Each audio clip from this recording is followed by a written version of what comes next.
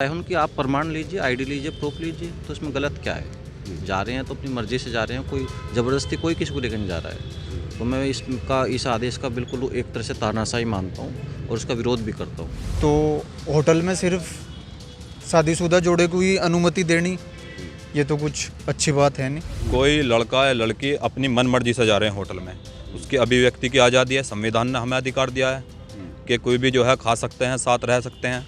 तो फिर इस तरह के जो है रोक टोक करने वाले होटल नियम इस तरह के लागू नहीं कर सकता, क्योंकि ये तो संविधान के भी खिलाफ है। ज़्यादा पैसे लेकर या सेटिंग कर कर सिंगल चेकिंग भी दे देते हैं, जिससे कहीं ना कहीं समाज के अंदर एक ऐसी विडंबना है कि गलत लोग भी वहाँ पर जाकर मतलब ओयो में, हमने भी कई बार सुना है ओयो में रहने वाले मतलब लड़का लड़की ज़बरदस्ती लेके गए। नमस्कार, मैं हूं उस्मान चौधरी और आप देख रहे हैं यूपी तक। ओयो होटल की ओर से एक प्रेस रिलीज़ जारी किया गया है और एक आदेश दिया गया है जिसमें कहा गया है कि अब ओयो होटल में सिर्फ शादीशुदा जोड़े को ही एंट्री मिलेगी। जब कोई कपल या जोड़ा वहाँ जाएगा तो उसको अपना प्रमाण देना पड़ेगा कि वो शादीशुदा है, उसके बाद ही उसको एंट्री मिलेगी। अगर वो प्रमाण नहीं दे पाएगा तो उसको एंट्री नहीं मिलेगी। यहाँ हम मेरठ में मौजूद हैं और ये जो आदेश है ये फ़िलहाल मेरठ के लिए ही ख़ास तौर से दिया गया है और यहाँ ये सब युवा मौजूद हैं। हम इनसे पूछेंगे कि आखिर वो इस आदेश के बारे में क्या कहते हैं, क्या उनका सोचना है। क्या नाम है भाई आपका? मेरा नाम एडवोकेट अमित चौधरी है। अमित भाई, आदेश दिया गया है, एक ओयो का एक आदेश आया जिसमें सिर्फ अब ओयो होटल में शादीशुदा जोड़े को ही एंट्री मिलेगी, जो बगैर शादीशुदा हैं उनको एंट्री नहीं मिलेगी। इस आदेश पे आपका क्या कहना है? इस आदेश का मैं विरोध करता हूं और मुझे ऐसा लगता है क्या मेरठ इस देश के संविधान के अनुसार नहीं चलेगा। देश का संविधान ये कहता है हर इंसान को स्वतंत्रता का अधिकार है जो बालिग है। सुप्रीम कोर्ट ने परमिट किया है लिव इन में रहने के लिए। अब होटल में ये तो एक तरह से आदेश थोपना है कि मैरिड कपल को एंट्री मिलेगी।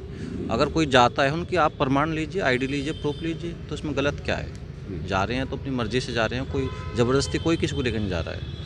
तो मैं इस आदेश का बिल्कुल एक तरह से तानाशाही मानता हूँ और उसका विरोध भी करता हूँ। अच्छा, बीच में देखा गया कि मेरठ में कई जगह ओयो होटल को लेकर के ख़ास तौर से विरोध हुआ। लोगों ने विरोध किया कि रिहायशी इलाके में होटल चल रहे हैं और वहाँ गलत गतिविधियाँ होती हैं, लड़का लड़की आते हैं, जिससे मेरठ का माहौल, इलाके का माहौल ख़राब हो रहा है। तो उसको लेकर के ये आदेश दिया गया है ना, तो इसमें गलत क्या है? नहीं, गलत माहौल तो ख़राब नहीं होना चाहिए, लेकिन अगर वो होटल है वहाँ पे, होटल किस लिए है? होटल में तो जाएंगे ना लोग, चाहे वो अनमेरिड जाए चाहे जो मतलब उसमें कपल जाए, मैरिड कपल जाए। लेकिन ऐसा आदेश थोपना कि मैरिड कपल को मिलेगा, तो ऐसे तो जो अनमेरिड कपल है जो लिव इन में रह रहे हैं, साथ रहते हैं या वे जाते हैं होटल में जाते हैं, तो ये मैं से बिल्कुल गलत मानता हूँ। अपनी मर्जी से जा रहे हो, उनका वो स्वतंत्रता के अधिकार का खंडन है और सुप्रीम कोर्ट ने परमिट किया है कि आप लिव इन में रह सकते हैं, साथ रह सकते हैं, खा सकते हैं, बोल सकते हैं। तो उनकी अधिकार का ये बिल्कुल उल्लंघन है। तो कानून का उल्लंघन नहीं होना चाहिए, कानून का पालन होना चाहिए। आपका क्या नाम? मेरा नाम शुभम शर्मा है, मैं CCS यूनिवर्सिटी से लॉ का स्टूडेंट हूँ। अच्छा, आप ये बताइए क्या मानते हैं इस आदेश को आप? देखिए, आदेश तो ये गलती है, जो जिनकी स्टूडेंट्स की शादी नहीं हो रही, में भी तो कहीं ना कहीं ठहरने के लिए होटल की व्यवस्था करेंगे। तो होटल में सिर्फ शादीशुदा जोड़े को ही अनुमति देनी, ये तो कुछ अच्छी बात है नहीं सरकार के हिसाब से भी। तो आप इसका विरोध। आपका क्या नाम? मेरा नाम शान मोहम्मद है, चौधरी चरण सिंह यूनिवर्सिटी से छात्र नेता हूँ। शान भाई, आपका क्या कहना है इस आदेश पे? देखिए, लिव इन रिलेशनशिप वाले मामले में जो ओयो की तरफ से जो ये आदेश जारी हुआ है, वो बिल्कुल एक तानाशाही रवैया जो है थोपा गया है। हम ये कह रहे हैं कि पूरे भारत देश के अंदर यूपी के मेरठ ही एक ज़िला ऐसा है कि जिसमें जो है केवल कपल्स को ही एंट्री पर बैन लगाया गया है। हमारी ये समझ में नहीं आ रहा है कि केवल ओयो होटल 2013 में शुरू हुआ था। ये होटल केवल यात्रा करने वाले या ट्रैवल करने वाले लोग जो ठहरने के लिए जो है प्रक्रिया शुरू करी गई थी। लेकिन जब इतना वक्त हो चुका है, लंबा समय, जब जो है कपल्स को रेगुलर जो है एंट्री 2013 से लेकर 2025 लागू हो चुका है, रेगुलर सारी प्रक्रिया चल रही हैं, आज उनको जो है ये सब चीज़ें याद आ रही हैं। जब सारा माहौल ख़राब कर दिया इन होटलों ने, उसके बावजूद आज ये सब चीज़ें याद आ रही हैं। वही तो है ना, माहौल ख़राब किया है, उसी की वजह से तो ऐसे गए। नहीं, बात एक और भी तो है। कोई लड़का या लड़की अपनी मन मर्जी से जा रहे हैं होटल में, उसकी अभिव्यक्ति की आज़ादी है, संविधान ने हमें अधिकार दिया है कि कोई भी जो है खा सकते हैं, साथ रह सकते हैं। तो फिर इस तरह के जो है रोक टोक करने वाले होटल नियम इस तरह के लागू नहीं कर सकता, क्योंकि ये तो संविधान के भी खिलाफ है।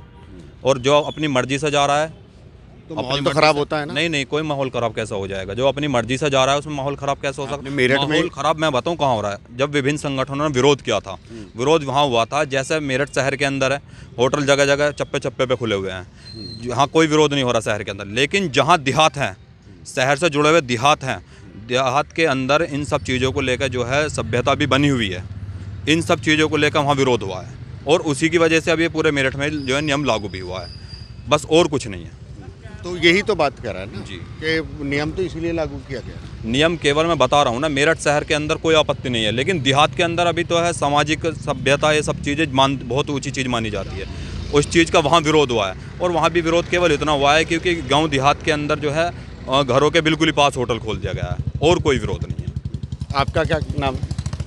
मेरा नाम हैविन खान है और मैं छात्र नेता हूँ चौधरी चरण सिंह विश्वविद्यालय से। और ये जो ओयो को लेकर जो मेरठ के अंदर एक स्पेशल गाइडलाइन है, इसके बारे में मैं अपने है ना अलग अलग पॉइंट के हिसाब से मैं अपनी बात रखूँगा। तो मेरा मानना है सबसे पहले तो जो अनमेरिड कपल हैं, जो लोग साथ में लिव इन में रह रहे हैं, या जो प्रेमी और प्रेमिका हैं, आप ये बताएं कि इसमें जो 18 साल लड़की की अगर न्यूनतम आयु है और लड़के की 21 वर्ष है, तो संविधान में स्वतंत्रता है, रहने का अधिकार है, राइट टू फ्रीडम भी है, राइट टू लिविंग भी है। तो इसको देखते हुए तो ये बहुत गलत है। रही बात ओयो एक ऐसी संस्था है जो रहने के लिए कमरे जो देता है, एक एप्लीकेशन है जिसके द्वारा हम जाते हैं किसी भी शहर में, वहाँ पे हम कमरा बुक करते हैं। तो ओयो जहाँ ओयो नए अपने होटलों को मान्यता दे रहा है, वहाँ एक तो मानक पूरे नहीं हैं।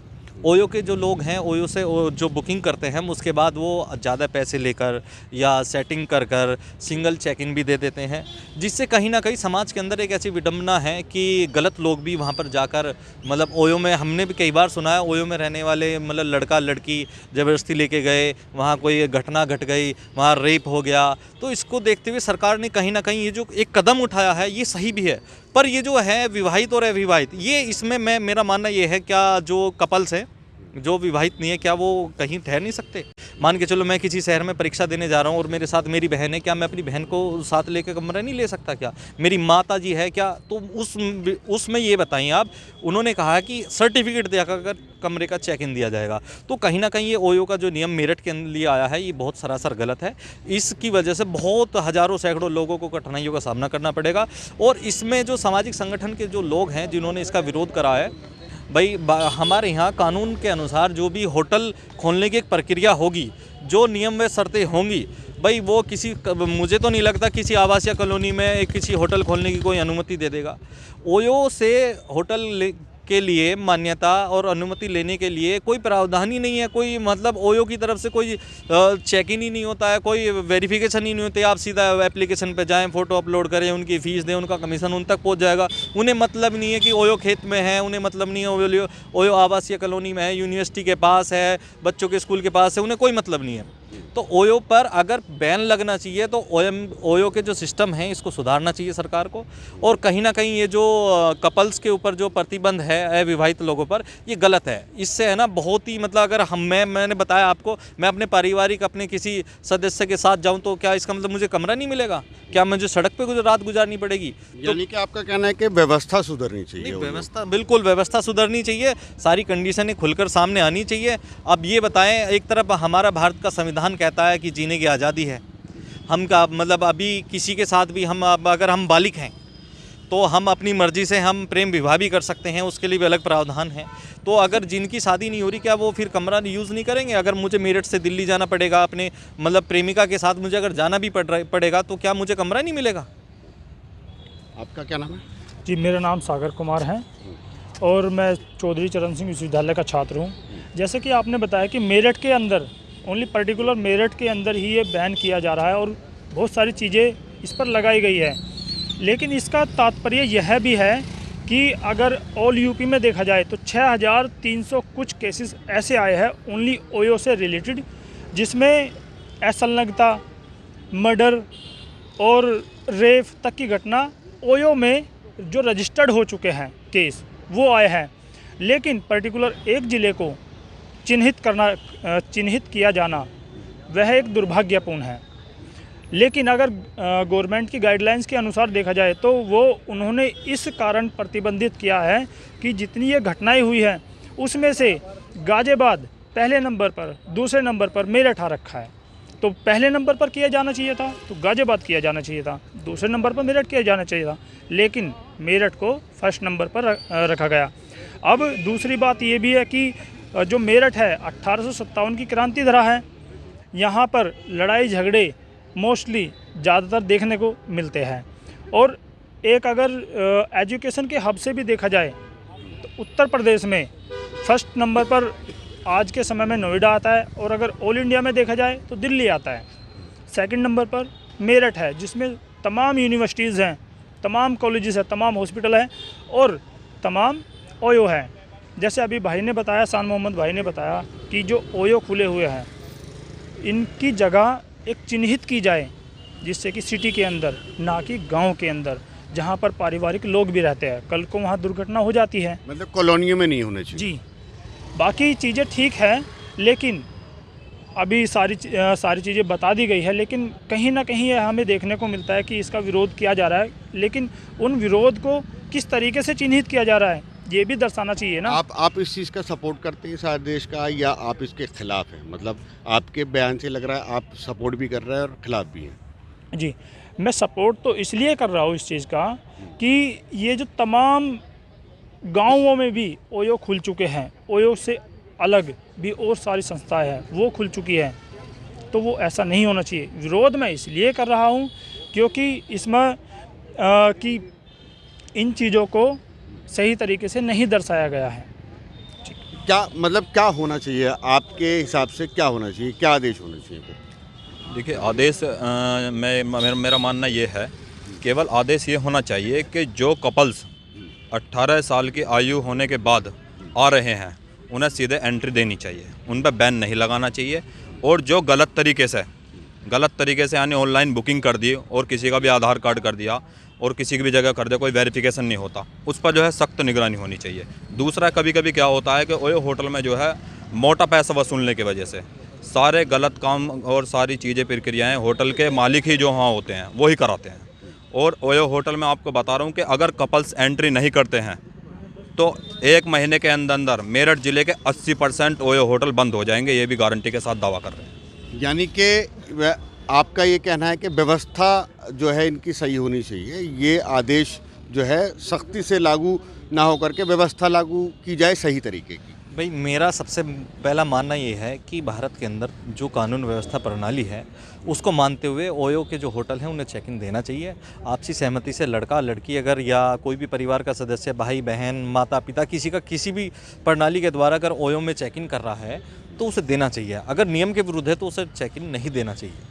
मतलब नियम सख्त होने हाँ बिल्कुल, नियम सख्त होने चाहिए। और कहीं ना कहीं ओयो को खासकर ये भी ध्यान देना चाहिए आप किस होटल को ओयो के द्वारा रूम बुकिंग और चेकिंग करने की जो व्यवस्था दे रहे हैं वो कहाँ पर है, किस कॉलोनी में है और किस व्यवस्था से वो चल रहा है। तो आपने देखा कि ये चौधरी चरण सिंह यूनिवर्सिटी है जहां हम मौजूद हैं और यहां हमने लोगों से बात की जिनका कहना है कि ये आदेश, ज़्यादातर लोग इस आदेश के ख़िलाफ़ हैं। उनका कहना है कि ये आदेश जो है ये होटल की तरफ से दिया गया है, ये गलत है।